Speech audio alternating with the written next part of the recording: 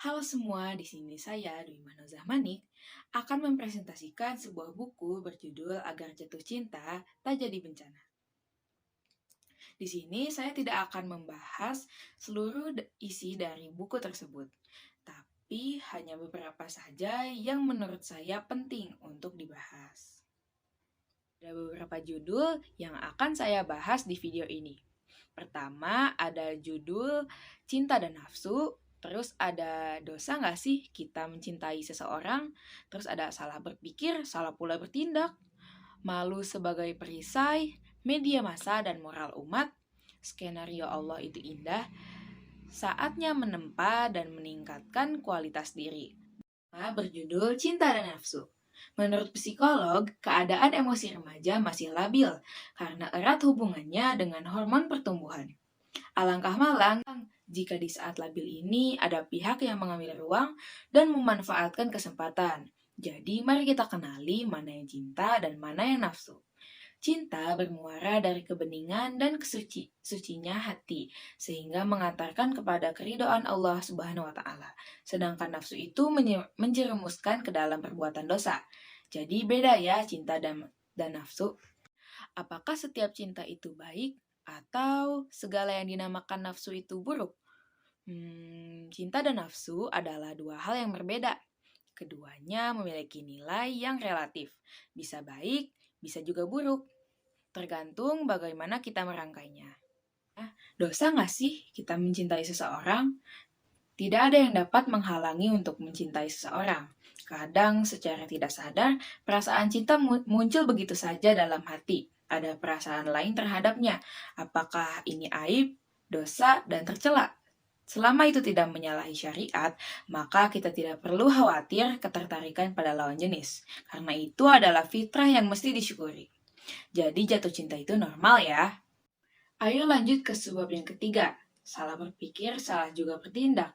Diceritakan ada seorang anak muda yang terkenal alim dan soleh. Tapi ia diajak pacaran, merokok, minum minuman keras, atau nonton film yang tak senonoh. Kemudian ia mengatakan, maaf, saya tidak bisa, saya takut kepada Allah. Ternyata justru ia mendapatkan cercaan.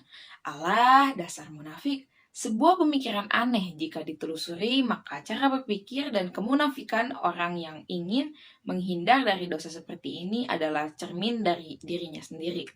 Ia menggunakan sudut pandang bahwa meskipun dirinya mungkin memang pendosa, tapi ia tidak menutup-nutupi perbuatan jeleknya tersebut. Ia menganggap orang lain juga pasti suka melakukan perbuatan jelek sama seperti dia. Tetapi ditutup-tutupi, sebenarnya ialah yang jelek. Tapi orang lain ikut juga dijelek-jelekan karena tidak mau melakukan kejelekan seperti dirinya. Ya, kalau kesalahan berpikir ini tidak segera diluruskan, maka akan timbul kesulitan yang lebih besar. Contohnya, nggak punya pacar tuh nggak gaul. Ini harus segera diluruskan, bukannya gagal soalnya gaul itu ada banyak. Ada gaul ilmu, gaul dengan teknologi, gaul dengan informasi, dan lain sebagainya. Itu gaul yang benar. Kalau gaulnya dengan lawan jenis melalui pacaran, itu mah gaul yang sesat guys. Maka dari itu berpikirlah kembali sebelum melakukan sesuatu.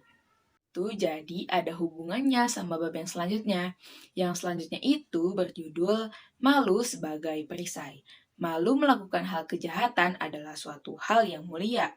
Sebaliknya, malu melakukan kebaikan adalah suatu hal yang tidak seharusnya terjadi.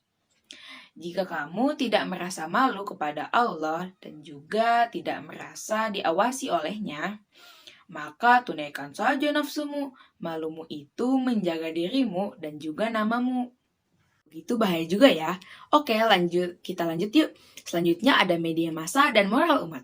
Kemajuan teknologi mempermudah kita untuk mengakses informasi dengan cepat dan juga akurat. Di sini poin pertama, dampak positif media massa. Kita dapat dengan mudah mengakses berita dan informasi yang ada di belahan bumi manapun. Ini adalah salah satu bentuk positif yang dapat dirasakan di samping masih banyak lagi sisi positif lainnya. Poin kedua, tayangan tidak mencerdaskan. Kita semua paham, ditayangkannya berita kriminal di televisi adalah untuk kebaikan.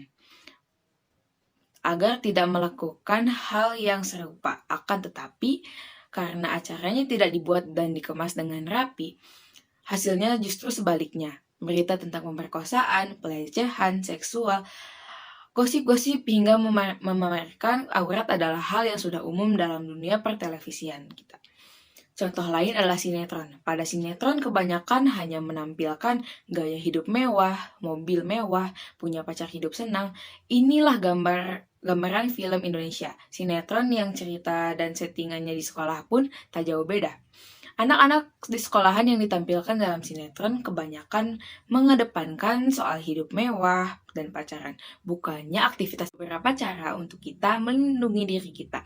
Yang pertama adalah luruskan niat dan perjelas tujuan kita menjelajah dunia maya itu. Jangan sampai gak tahu iseng aja tahu iseng-iseng taunya terjerumus deh. Jadi harus tahu tujuan awalnya apa. Terus ada targetkan waktu internetannya. Biar selama ngenet itu nggak membuang waktu hanya untuk main-main. Juga agar kita bisa memanfaatkan waktu sebaik mungkin. Selanjutnya, berhati-hatilah bila menjalin pertemanan online. Berteman lewat internet itu memudahkan komunikasi banget ya. Tapi ada yang harus tetap diingat. Orang yang mengajak teman itu nggak semuanya orang baik. Bisa saja nanti tiba-tiba menjadi ancaman buat kita. Selanjutnya, jangan suka mengupload foto. Emangnya kenapa? Tujuan awal mengupload foto adalah agar mudah dikenal. Tidak sesederhana yang kita bayangkan. Berkaitan dengan urusan foto di internet, jika tidak berhati-hati bisa merugikan diri sendiri. Foto yang diupload bisa saja dimanfaatkan oleh orang jahil, alasannya bisa macam-macam. Karena iri terhadap kita, ingin menjatuhkan, menjelek-jelekan, atau bahkan hanya sekedar iseng.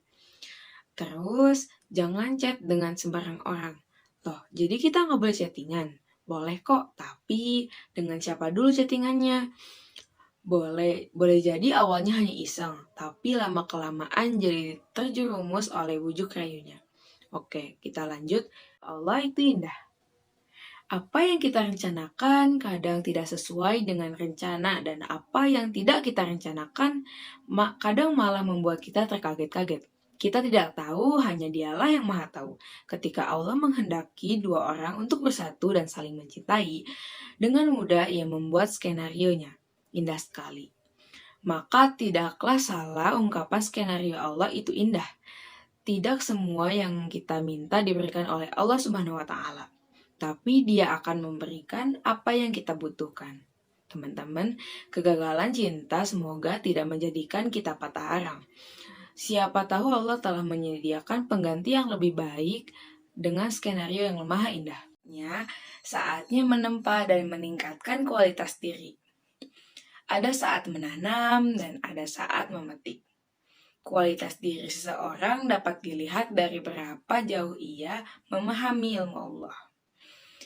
Ilmu Allah tidak terbatas pada ilmu agama semata, tetapi semua bidang ilmu. Ilmu ekonomi, politik, astronomi, perniagaan, sosial kemasyarakatan, dan lain sebagainya. Oleh karenanya, mari perbaiki diri dengan banyak belajar menuntut ilmu dan memantapkan pemahaman. Tingkatkan pula kualitas diri sendiri. Karena jika kita baik, insya Allah akan mendapatkan pasangan yang baik juga. Pun demikian sebaliknya. Kesimpulannya, berhati-hatilah dalam sebuah hubungan, apalagi pada masa pertumbuhan. Itu saja yang dapat saya sampaikan pada video kali ini. Mohon maaf bila ada salah kata, salah ucapan, ataupun salah materi. Terima kasih. Wassalamualaikum warahmatullahi wabarakatuh.